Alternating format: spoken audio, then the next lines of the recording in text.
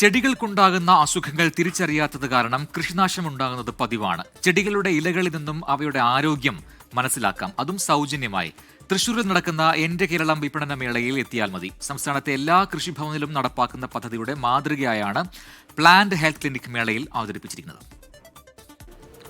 വീടിനോട് ചേർന്ന് നിൽക്കുന്ന ഒരു നാരകമാണ്. അത് കായിട്ട് തുടങ്ങിയിട്ടുണ്ട്. പക്ഷേ ഇതിൻ്റെ ഇലയ്ക്ക് ചെറിയൊരു മാറ്റം, അതായത് പതിവില്ലാത്ത തരത്തിൽ എന്തോ കേട് ബാധിച്ചതുപോലുണ്ട് ഈ നാരകത്തിൻ്റെ ഇല കാണാൻ. അപ്പോൾ ഈ ഇലയ്ക്ക് എന്താണ് സംഭവിച്ചത്, ഇതിന് എത്രത്തോളം ആരോഗ്യമുണ്ട് ഈ നാരകത്തിന് എന്നൊരു പരിശോധനയ്ക്ക് പോവുകയാണ്. അപ്പോൾ ഒരു ഇല, ഈ കേടുവന്ന ഇല കൂടി പറിക്കാം. ഈ പരിശോധന സൗജന്യമാണ്. ബാക്കി നമുക്ക് കണ്ടറിയാം.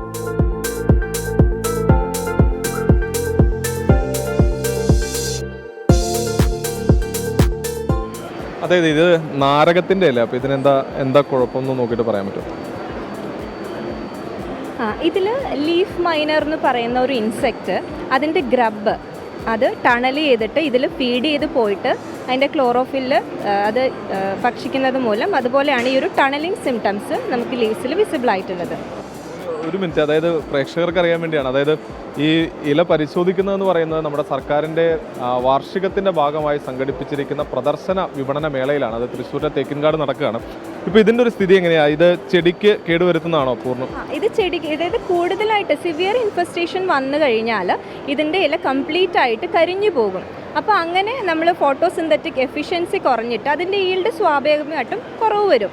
ഒരു പരിഹാര മാർഗമായിട്ട് എന്താ നിർദ്ദേശിക്കാനുള്ളത്? അത് ഈ മറ്റു ചെടികളിലും വരാൻ സാധ്യതയുള്ള രോഗമാണല്ലോ. ഒരു കർഷകനെ സംബന്ധിച്ചിടത്തോളം ഹോംസ്റ്റെഡ് കൾട്ടിവേഷനിൽ നമുക്ക് ഇനീഷ്യലായിട്ട് വേപ്പെണ്ണ പോലുള്ള ജൈവ കീടനാശിനി 2% 20 ml 1 ലിറ്റർ വെള്ളത്തിൽ കലക്കി നന്നായിട്ട് സ്പ്രേ ചെയ്ത് കൊടുക്കാം.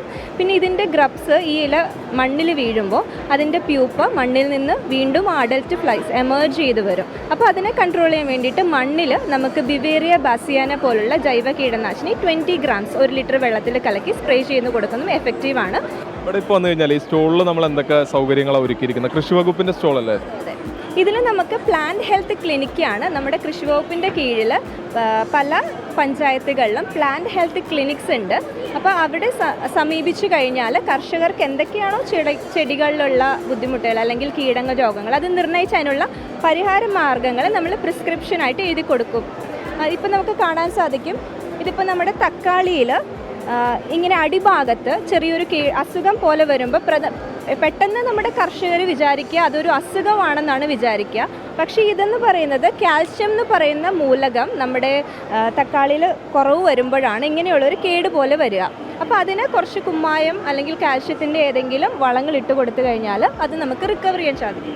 നമുക്ക് ഇതുപോലെ തന്നെ നമുക്ക് കർഷകർക്ക് യൂസ്ഫുള്ളായിട്ട് നമ്മുടെ ഫീൽഡുകളിൽ കൊണ്ടുപോയിട്ട് pH ടെസ്റ്റ് ചെയ്യാൻ പറ്റുന്ന പെൻ ടൈപ്പ് pH മീറ്ററും അതുപോലെ തന്നെ ഇലക്ട്രിക്കൽ കണ്ടക്ടിവിറ്റി EC മീറ്ററുമാണ് നമ്മളിവിടെ ഡിസ്പ്ലേക്ക് വെച്ചിട്ടുണ്ട്. അപ്പോൾ കർഷകർക്ക് ഒരു ഫീൽഡിൽ പോകുമ്പോൾ അവർക്കിത് കൊണ്ടുപോയി കഴിഞ്ഞാൽ അപ്പോൾ നമുക്ക് pH ഡിജിറ്റലി ഇവിടെ ഡിസ്പ്ലേ ചെയ്ത് നമുക്ക് അവർക്ക് അതിൻ്റെ ഉള്ള എത്രയാണ് pH എന്ന് അറിഞ്ഞു കഴിഞ്ഞാൽ അതിനനുസരിച്ചുള്ള അമിലിയോറൻസ് എന്താണെന്നുള്ളത് കൊടുക്കാൻ പറ്റും.